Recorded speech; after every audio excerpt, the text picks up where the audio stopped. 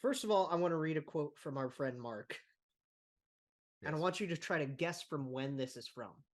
Mm-hmm. Brad Larsen with the money quote as he ended his availability. We're going to have to learn how to figure this out.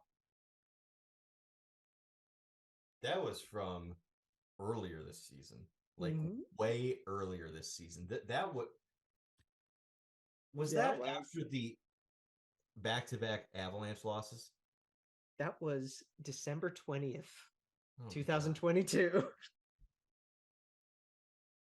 But it's incredibly concerning that there are several different points in the season that I could point to and say that's probably when that quote was from.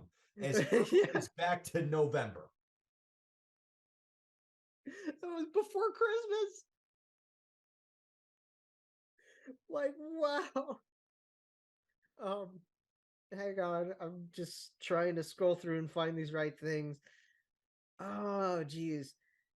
So yeah, Boone and Robbie come in against Detroit tonight. Sillinger, Bayruth are going out as scratches. Elvis is going to start. And this is the problem. We talk about playing the kids. Mm-hmm. You're scratching Cole Sillinger. And instead, I know the player who is going to make the lineup tonight and will play 10 plus minutes is Liam Foudy, who has played in 52 career National Hockey League regular season games and has 8 assists. Minus 15. Does not have a goal. Where here? Did I retweet it? Oh, no, wait, I bookmarked it. Okay. All right. So, first of all, I want to give a shout out to our buddy Kyle. Mm-hmm. Bucket Hat Kyle, Artillery Podcast, Bucket and Boomer. Great dude. Yes. Both great. I've met Boomer. He's a fantastic dude. I think you have a tweet from Kyle that I also that you know what I'm about to get to. It's a fantastic tweet. Time on, and they had a discussion about this on both of his shows. Yes. Time on ice last night versus the Canes. Liam Foudy, 16 minutes, 16 seconds. Oh my God. Jack Roslovic, 22-21. And here's one before I finish this tweet.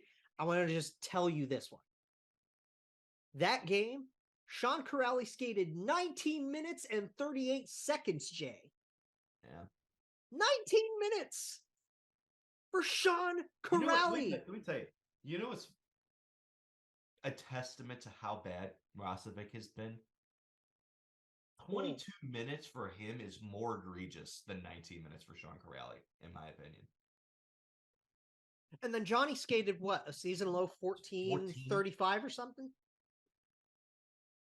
Please. And then here's the big kicker, right? Kirill Marchenko. 9, right? 8:42. 8 minutes and 42 seconds, people. For Kirill Marchenko.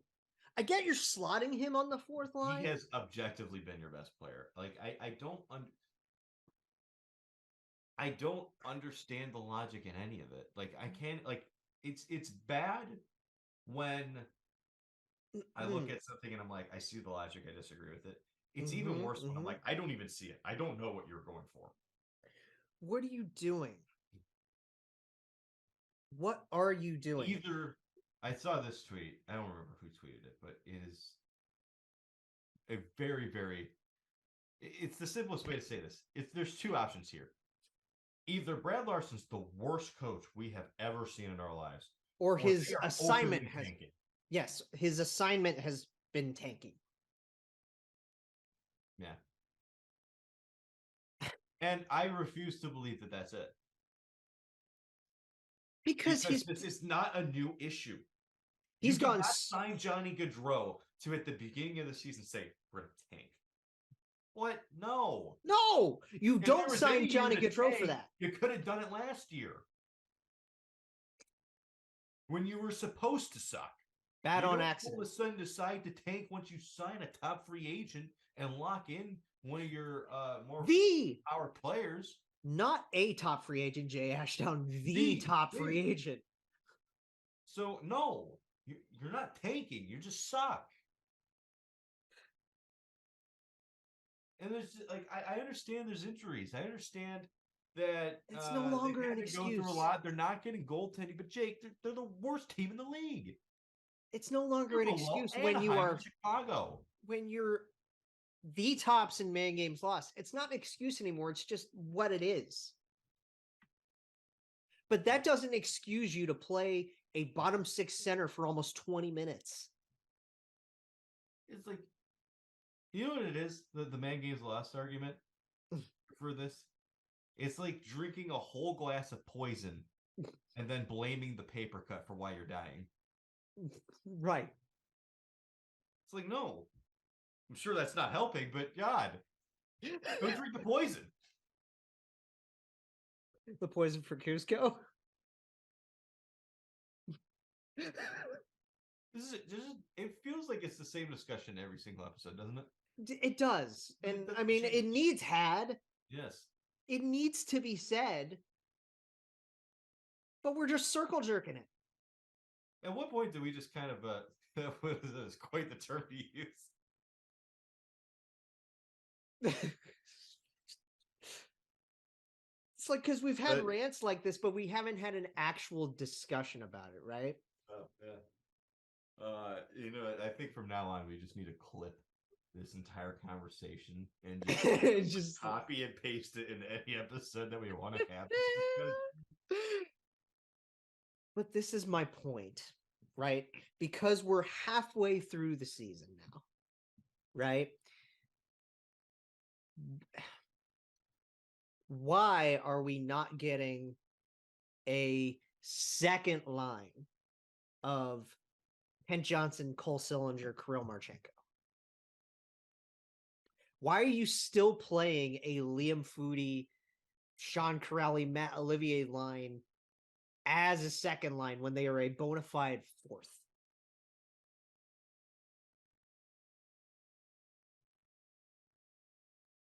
I don't understand. It almost, like, at this point, if this is what you're going to do, why not send them to the minors? If you are trying to tank,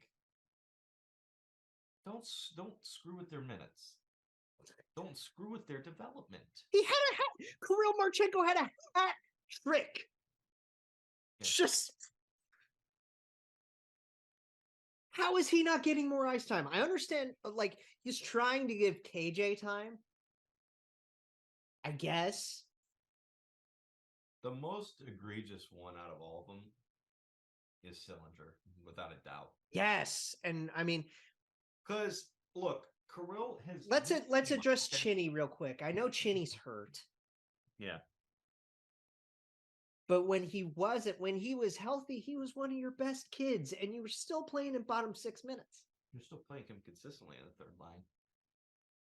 I'm trying to think of the way to say it. I don't understand in any way how you can look at a guy like Cole Sillinger, who you literally coached last year. Yes, and your plan, I'm assuming Yarmo's plan, is to have him be your long-term number 2. Yeah, he's a part of the long-term future.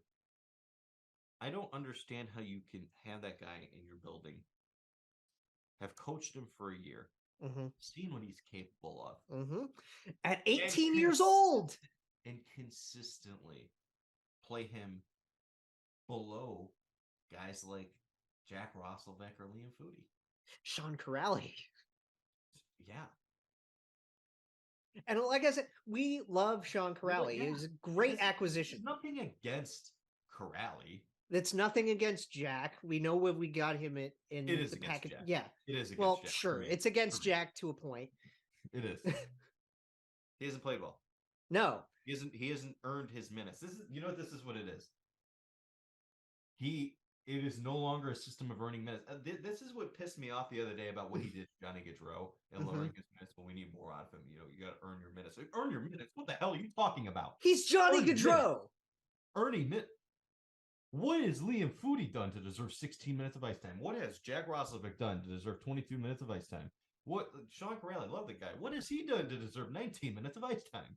Earn your minutes. He is What has Johnny Kirill Marchenko done to Hockey. only deserve 8 minutes of ice time? He's Johnny fucking Gaudreau. Like, what are we doing here? Why are you not by default playing Johnny 19, 20 minutes? Let me tell you, man. That 2020-21 season, the last year of John Tortorella, we saw Torts at his worst when it came to lineups. And it's funny because he came out with that quote earlier today. Did you see this? Oh my God. I almost missed those days compared to this shit. Did you see his quote earlier today? What did he say?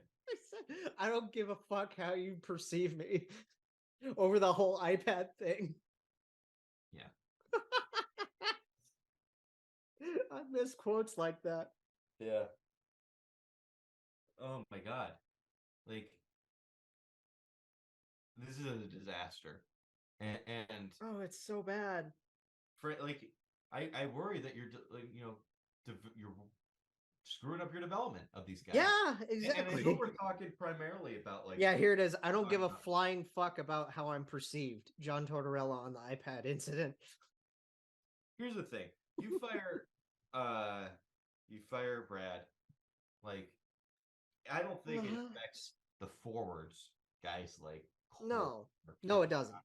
Hopefully, like guys, as much as it does your defensemen. Like, I know that they're not as big or prominent of your prospects or your young guys, your young.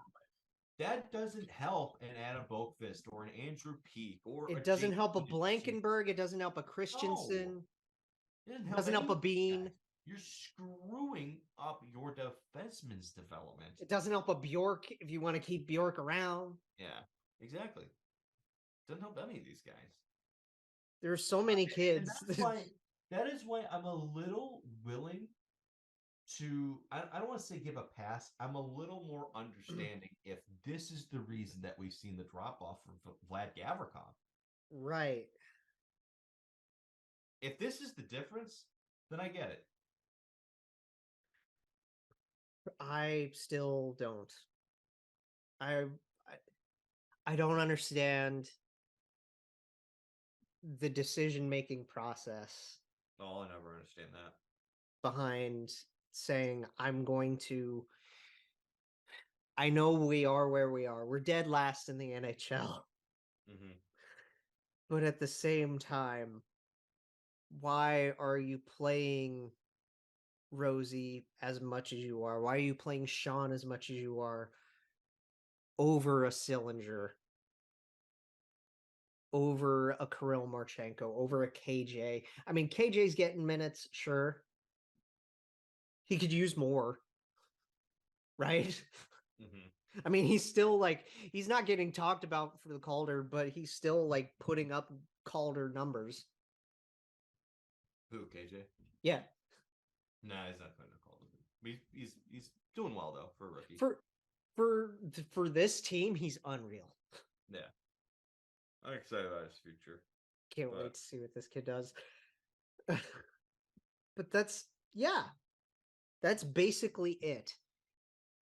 You bring in a new coach, you immediately improve the defense, and you immediately improve how these young forwards play because you get to play them more.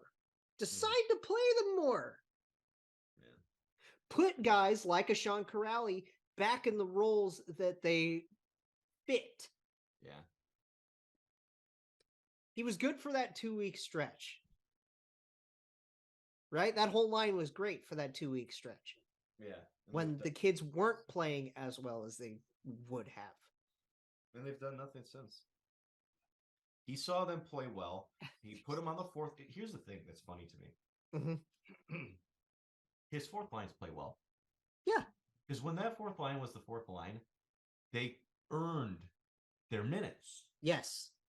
Because they were playing well. Mm-hmm. And suddenly they just became the third line, then they became the second line. It's like, no, they're not earning it. And then you look at a guy like Kirill Marchenko, who's on the fourth line, and he's earning his minutes throughout the game. And you're still not even playing him 10. You're still not even playing him nearly enough. But like, it's funny to me. Like, at what point do you recognize? Like this is what I'm praying for. Mm-hmm. You saw this fourth line play well for a 2 week stretch, and then you started to give them minutes. Hopefully, you start to do that soon with Kirill. But I have no evidence to support the concept that you will. He, like I said, he scored his hat trick. Mm-hmm. There's so much hypocrisy under Brad Larsen. Yeah. Because he comes out and he says, "Oh, the kids were one of our best lines," after only playing them 11 minutes. Playing them like 13 or 14 minutes. No, not even that. Jesus Christ. 10, 11 at best. And then you come out after the hat trick game for Kirill, and he's like, "Oh yeah, he was one of our best guys." 8:42.